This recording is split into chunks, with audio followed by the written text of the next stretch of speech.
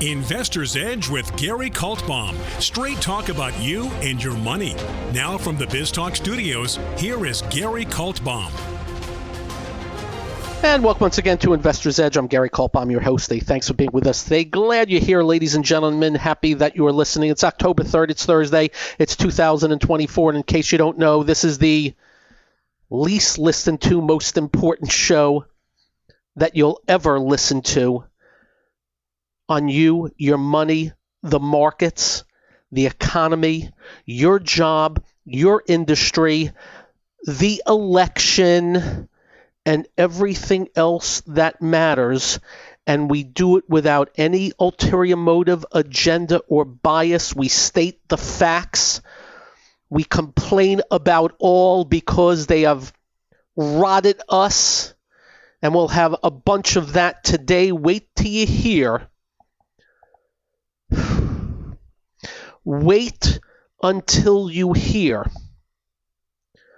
what these incompetent, corrupt boobs in D.C. in this administration did or didn't do next. As I have said to you, there is nothing I like about Trump. Nothing. I know, tax cuts, regulations. He's missing so many pieces of the puzzle, in my opinion. I'm sure plenty of you disagree, and that's okay. I respect you. Hope you respect me. And if he does win, we hope he grows some presidentialness. He is out today again saying he won the last election.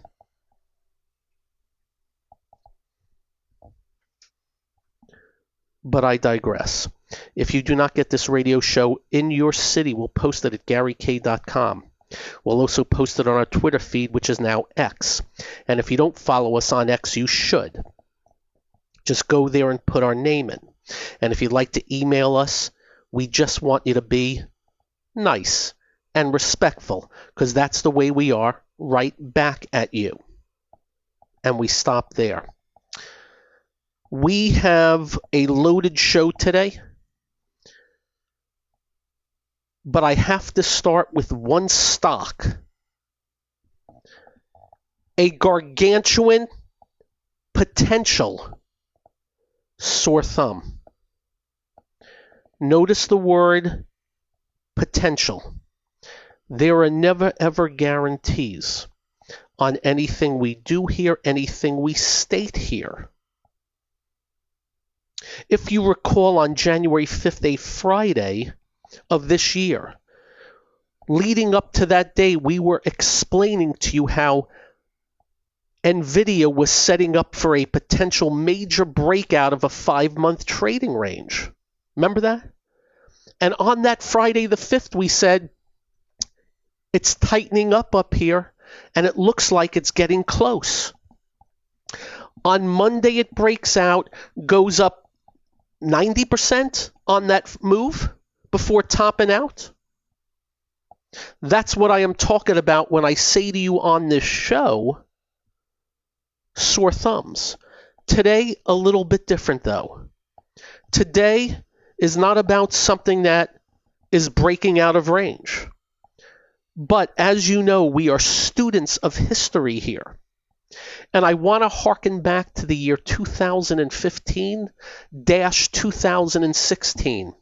A company called Wynn's Resorts, WYNN. The CEO of the time was Steve Wynn. In case you don't know, he started the what's the word I'm looking for?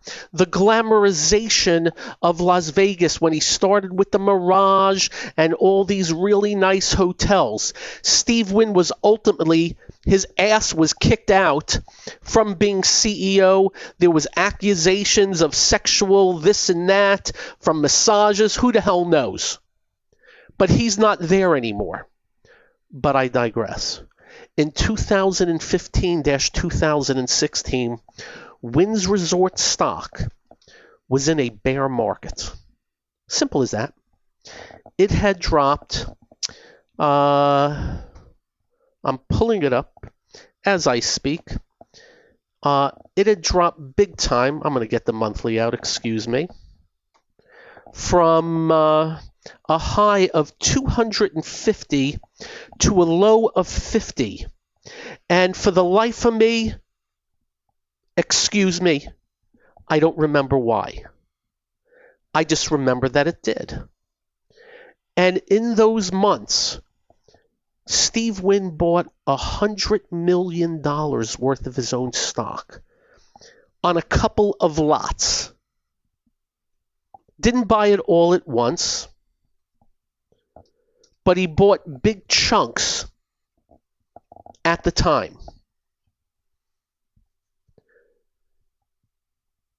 $100 million of his own money from somebody who knows the company best, and by far.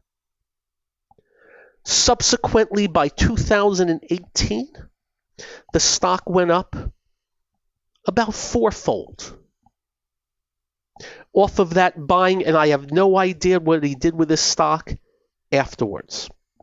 We bring this up because we used to write about insider buying and insider selling, but the problem with insider buying, there hardly is any more that stand out.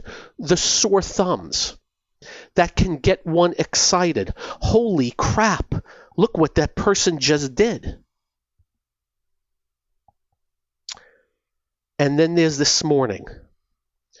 So I walk into today, and I'm doing my usual due diligence. And in case you don't know, we work very hard at this. And first, let me state for the record, just because insiders are buying their own stock does not mean the stock has to go higher. I have seen insiders buy stock and the stock crashed. But I don't think I can remember seeing somebody buying $100 million of their stock and then, oopsie. I walk into today, and you probably don't know who this person is, because I don't. His name is Rakesh Gangwal. He is the ex-CEO of U.S. Airways that was bought out by, I don't know who they were bought out by. But of course, what I do here, because I'm ambidextrous, U.S. Airways bought out by UAL. He is also a director of Southwest Airlines, who's going under a lot of restructuring of the airline. As you know, Southwest has this thing where you line up, if you've ever flown it, where you're A, B, C, and whatever, and you pay a little more, you can be A something or other, and you get to go on and pick your seat.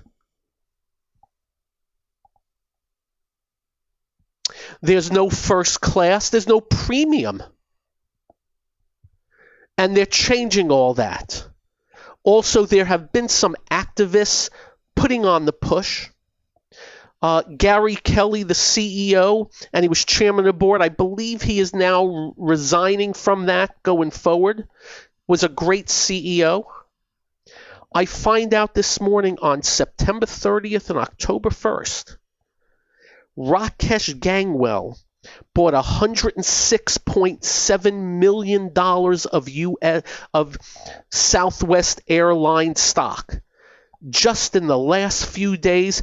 On top of that, and this is not big, Gary Kelly bought $1 million worth of the stock. My suggestion to you is put it on your screen. I have not bought any yet, but this is one big, gigantic sore thumb. Now, the only way it can go up is by going up, and that's all we care about. We don't care that this guy bought a ton of stock. We don't. We care about if the stock is going to go skyward. And we doubt this is going to be a Wynn Resorts. Technically, the stock closed at 30.5 today, up 93 cents on the news, and is trading at about a 6-month high. Make it 7. It gapped down in March, and you got that gap it needs to fill. I would also let you know that the stock is sitting right where it was in 2014. The high was 67. It's still 30.5. Up next, we'll put a bow tie on it, and we got lots to cover today. I'm Gary. This is the one and only Investor's Edge.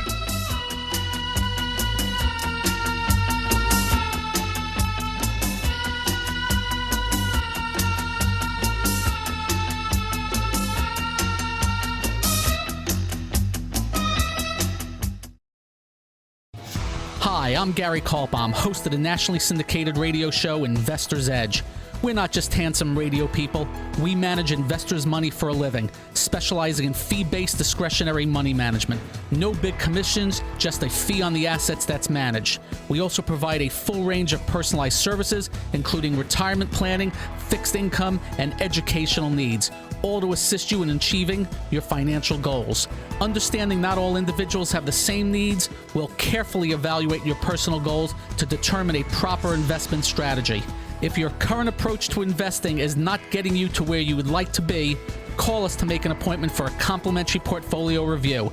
The number to call is 888-422-5559. That's 888-422-5559. That's 888-422-5559. Investment advisory services offered through Kaltbaum Capital Management. It's time to switch on the integrator units and get the brain cells working. You're listening to Hey, this promises to be fun. Investor's Edge The last bastion of quality programming. with Gary Kaltbaum. It doesn't get better than this. So, just like we did in 15 and 16 when we told you about Wynn Resorts, we will keep on top of Southwest Airlines and see whether Rakesh Gangwal and Gary Kelly know what the hell they're talking about when it comes to the stock price. Symbol LUV. We are not advocating buying, selling, shorting, or covering. We are just letting you know somebody who knows the company intimately took out $106 million of his own bucks in the open market. And the Gary Kelly $1 million bucks.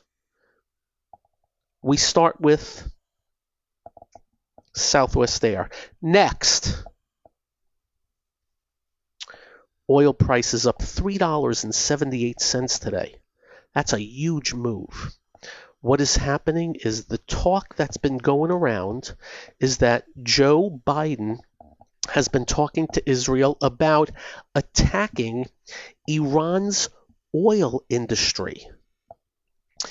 And of course, if you do that where there's a lot of oil coming through a place called the Straits of Hormuz, well, the price of oil is moving up in advance in case that happens. Oil stocks were up very decently today off of that. Just want to let you know that news is fluid. That can change tomorrow. But I suspect Israel going to put the hammer down on the terrorists. They've been winning big time. They've been taking out a lot of bad people, and I do not believe they are done. They just sent in a bunch of ballistic missiles into Israel, and Israel is not going to be so kind about it. We'll keep you up to date on it. Next, we just want to point out, maybe it's because of oil prices, maybe it's because of Israel, I don't know. We're seeing a lot of breakdowns in the market. Not enough to kill the goose. But we're seeing a lot of breakdowns, but we're seeing good action too. As you know, we told you about Meta breaking out of a 5-month trading range. It was up another $10 today with the Dow down 184. We told you about Nvidia yesterday, up $4 today on that news about whatever the CEO said. You got better action. That Palantir everybody talks about, Kava Group acting well. So there are things acting well, but I will tell you this. There's something called the KBE. It's the bank index. It's below the 50-day moving average, though. It's not really hurting anybody. Not in any big way. KDBWB, another bank index, a little bit below the 50-day. The regional banks below the 50-day, though they reversed a little bit today. Auto dealers acting poorly. A bunch of big biotech acting poorly. I'm noticing some medicals breaking down. Just some more and more things, what I call going by the wayside, which, by the way, makes my job easier. I don't mind narrow markets. Less I have to watch. So I just want to let you know, and we'll come at you and say, hey, this area, that area, this area, that area. I can tell you right now, regionals I ain't touching. The banks are under pressure. Bank of New York, we've been telling you all along, that's been the strongest name. A lot of the retail stocks, still putrid. Ain't gone near them. A lot of the semiconductor stocks, not good at all. And that's something to be watched quite closely. And in the Dow, of course, there are names like Disney and Boeing, which are just holy crap to those names. So just letting you know, it's quite selective. Now, here's something else very important. I want you to listen carefully because I think we explained this yesterday. So you got this guy named Jay Powell who thinks he's God. And as you know, we've been telling you we don't think he knows what he's doing. He thinks he controls the economy, and he does not. It's 150 million of us that go to work every day. It's all the great businesses and companies that are creating wealth and jobs and productivity gains and technological advancements and medical breakthroughs. Jay Powell. I lowered the Fed funds rates a 0.5 point, and I have engineered a soft landing. My ass.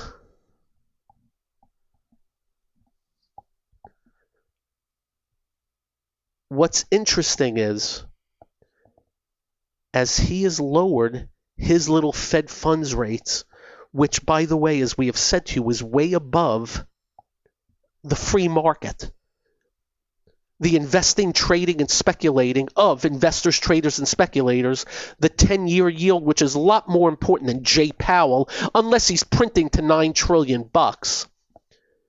Interesting that the 10-year yield, since he lowered his rates, has gone from 3.7 to 3.8.5. 3.85, not the biggest of move, but the trajectory near term looks upward. So how can it be that long-term rates are going up while he's lowering his rates? Why? Because when he is, unfortunately, he still counts, when he is looked at as an inflation fighter, bond market will cooperate. Now that he says, everything's great, don't worry about the inflation anymore, I swear. Well, the bond market's gone the other way.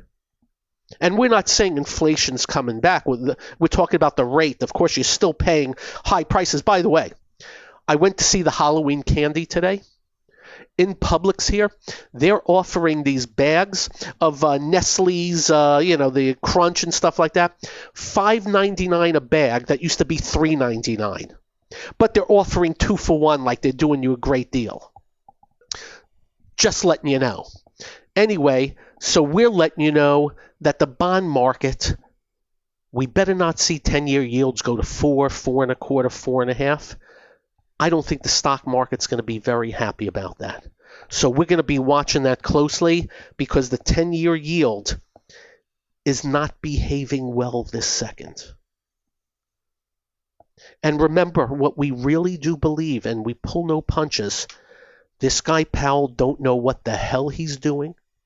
His buddies don't know what the hell they're doing. They have been wrong on everything. They have used us to explain why they're so good at what they do. Hey, yeah, we engineered stuff like... No, it's us. We're the frickin' economy. They're a bunch of bozos in the Eccles building in Washington, D.C. that have screwed everything up and distorted so much crap, starting with Bernanke. By the way, he was ground zero, one of the causes of the financial problem. Up next, we got more. I'm Gary. This is the one and only Investor's Edge.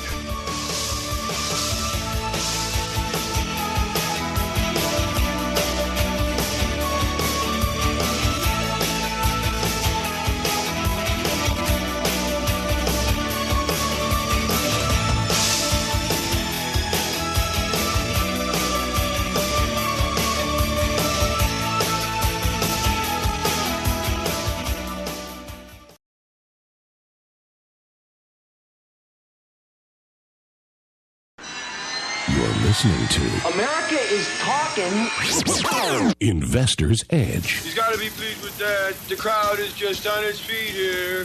He's a Cinderella boy. With Gary Kaltbaum. Comes highly recommended. You're going to feel better if you talk to him.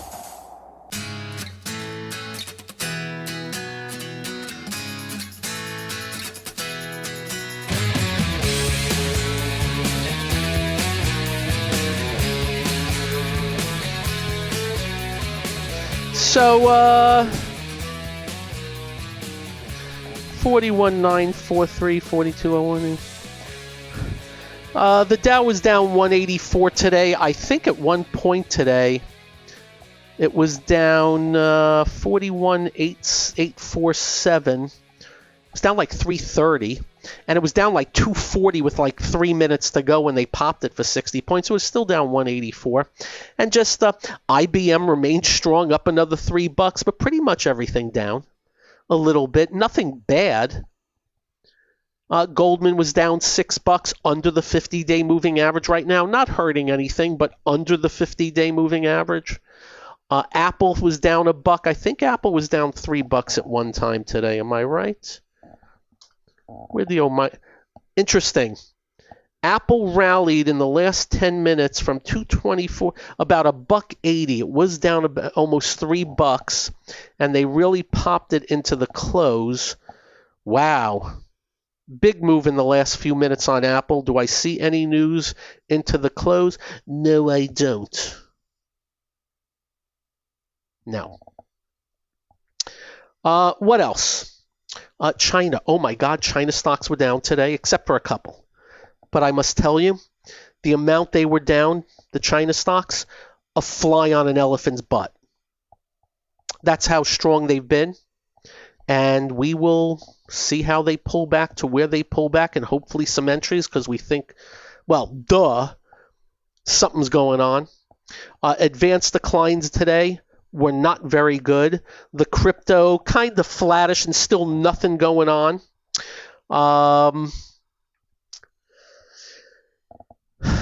Semi's a little bit of a better day, but kind of mixed. But there's leadership going on. ServiceNow, APP, AppLovin, it's called, that Kava Group, the restaurant, Palantir. Everything else was kind of, Trade Desk was up a couple today, but kind of mixed today. And my stuff screen, besides oils, was beet red today. That's commodities, housing, economically sensitive, transports, auto dealers, biotech, a lot of medical, a lot of retail, insurance, a lot of financial. So whatever on that. And now we move on.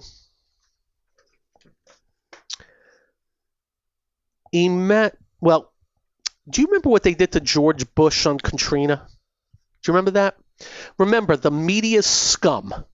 They don't give a crap about you. The only thing they give a crap about is We hate the Republicans and we want to make them look as bad as possible. We love the Democrats. We want to make them look as good as possible. If the Democrats do bad, shh. If the Republicans do good, shh. If the Democrats do good, let's have a party. If the Republicans do bad, crush them. So George Bush, Katrina. He answered the bell on Katrina like 3 days afterwards and took a flight over the Katrina, and they ripped him to frickin' shreds. They ripped him like you wouldn't believe, like he was Hitler, Mussolini, Pol Pot, and every scum-sucking, sleazy piece of crap in history. Biden and Kamala Harris, let me tell you what they've done. FEMA's broke. They have no money. They spent between $640 million and $1 billion on migrants coming in from the border. And they're broke. The dolt from Homeland Security who was part of the open borders, we don't have money. People on video are screaming and yelling at the administration. But you know where? Online and on a certain great network. The mainstream media, they're blacking it out. There's your Biden administration, but John Podesta has $350 billion of our tax dollars for climate. Oh, of course, they're blaming this hurricane on climate change because we've never had any hurricanes before. Let me continue. The United States of America, in this case, not us, but them, has added $4.2 trillion of debt in the last 18 months. And that is since, and I'm not making this up, the Fiscal Responsibility Act was signed into law. They named a spending bill the Fiscal Responsibility Act, and now since 18 months, $4.2 trillion more debt. $12 trillion since 2020, $26 trillion since 2008. These people are a bunch of corrupt. I better shut up. Let me continue. Oh, the media is not reporting this.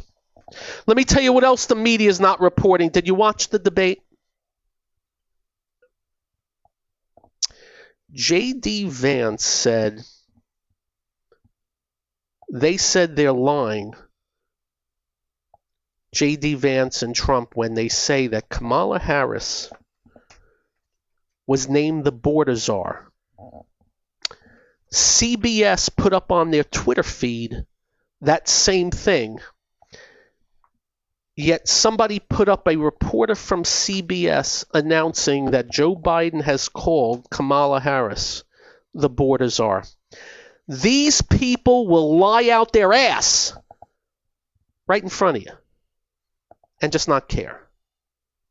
Just to move their own needle. And in case you don't know, if you do not believe in the climate change con, Joe Biden thinks you're brain dead.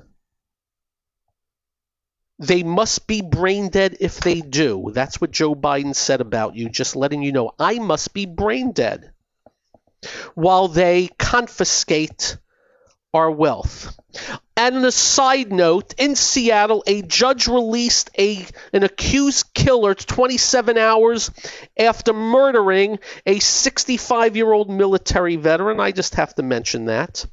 I also have to mention that Kamala Harris announced victims of Hurricane Helene will be eligible to receive $750 each.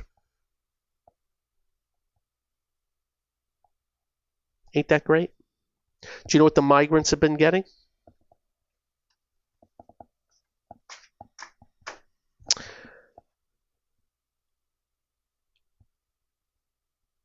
I weep that the alternative is Trump.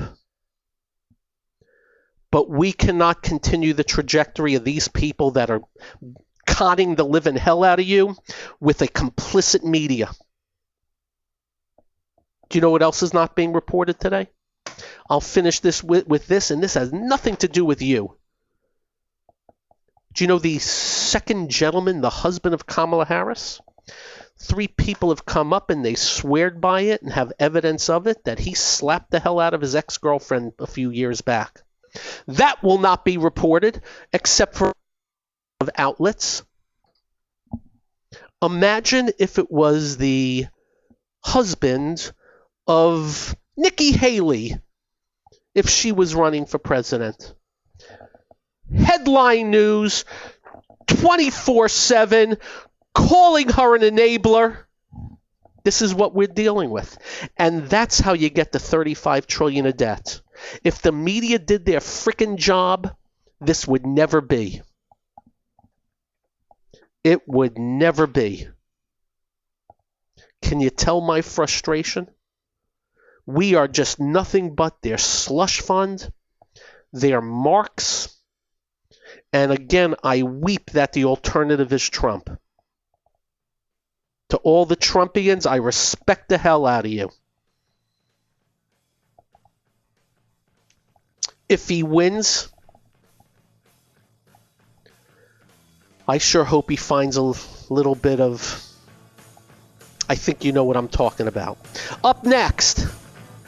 Boy, didn't we have a bag full today? We'll figure out something. This is the one and only Investor's Edge.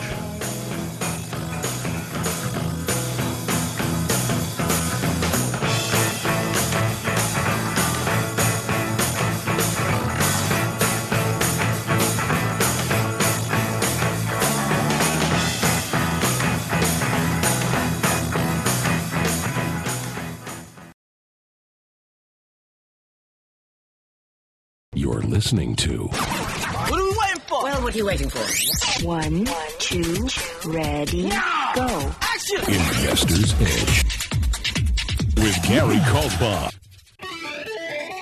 To all of our Jewish friends, Shana Tova. It is one of those... Whew. What a year for Jews, Judaism, Israel, a people of peace, a country of peace, a land, a sliver of land in the Middle East surrounded by a lot of terror and having to deal with atrocities like we've never seen, as well as some people here that are praising the atrocities. If you follow me on Twitter, X, you know I take them all on. There are some weird dudes out there. Weird. Let's see. Hezbollah sends 8,000 rockets into Israel, celebrates October 7th. How dare Israel retaliate? And Israel's called the attackers. Interesting. So everything was peaceful. The terrorists go into Israel, murder 1,200, 1,300, 1,400, the number. There's 100 and something still hostage. But Israel, Israel, Israel. And I will never forgive Joe Biden. I will never forgive him for being on the outside looking in. If I was president, there wouldn't be hostages anymore. Do you know that? Do you know how you know that? Because these terrorists are a bunch of wimps. I can't use the word I want to use, but they're wimps. Do you know if they went into that festival without weapons and tried to attack the Israeli women would have kicked the crap out of them? They're a bunch of wimps. There's a point in time where there's 5 Americans still held hostage, and Biden's on the frickin' beach President Kaltbaum wouldn't spend a minute vacationing until everybody was back. I would be going there, and I'd be putting the frickin' hammer down with Israel. No American should be held hostage anywhere around this world.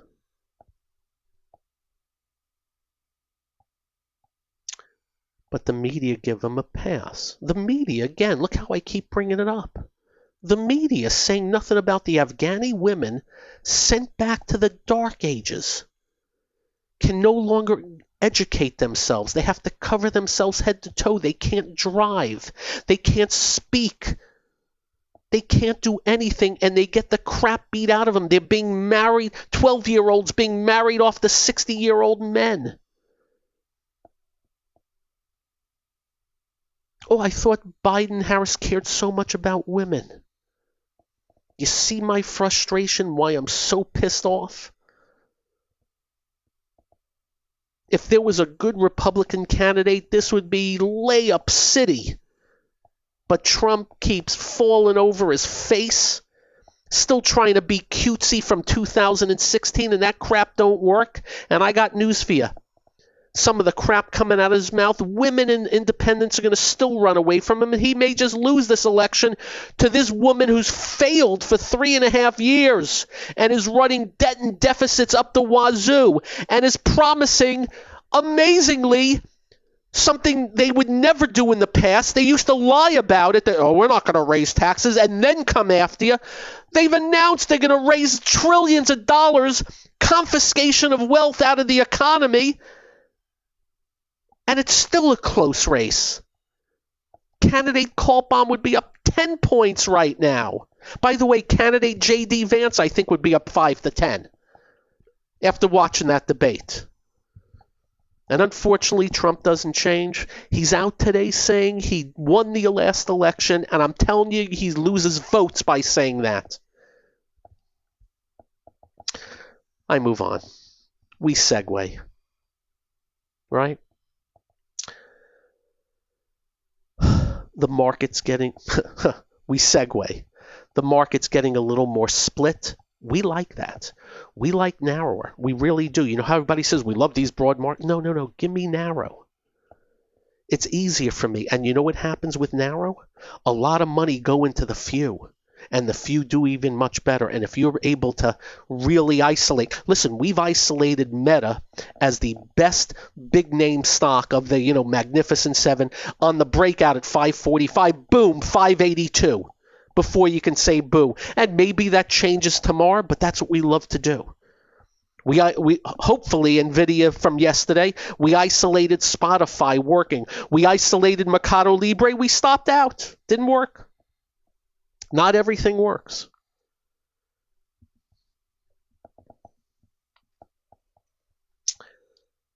We're going to watch this 10-year yield closely, and you should also. It has been the driving force both up and down for markets. And for whatever reason, if the 10-year yield keeps spiking, I believe that provides headwinds. And if you believe me when I say the central bank really does not know what they're doing. And by the way, we say this with no joy whatsoever. We would love to be praising them, but they cause massive inflation. They've enabled massive amounts of debt and deficits. They created the 3-7, the 3-7. Who the hell wants to sell a house with a 3% mortgage when it's up to 7? It's a little less than that now. And just remember, people are talking, well, maybe we'll go back to 3. We're never going back to 3% unless Jay Powell sees we're in a depression and he goes back to 0% rates. Those were rigged interest rates. They were not real. They were fake, but real, of course. Housing market. Fantasy land prices are coming down, at least from what I'm seeing in Florida. Do you know there are people putting up homes that went for $2 million in 21 at $4 million? Just boom, 100%. Do you know what's happening? 130 days later, drop it to 3.7. 100 days, you get my point. Becoming more and more of a buyer's market as fantasy land wears off. Hey, that all said, if you are a member of Pink Floyd, just sold your business to Sony Music for $400 million. Good for them, but I hate Roger Waters, another anti-Semite. You have a great evening. Drive carefully. I should be on with Neil Cavuto tomorrow, noon hour, Fox Business Network. Check it out. And when you get home, do like we do. Quite simple. Make sure you hug your family. Make sure you hug your children. They will feel better. You will feel better. I promise. Peace out. Be well. Go Mets tonight. Serenity now. Good night. This has been Investor's Edge with Gary Kaltbaum on BizTalk. To listen to past episodes or to get in contact with Gary, go to GaryK.com. That's GaryK.com.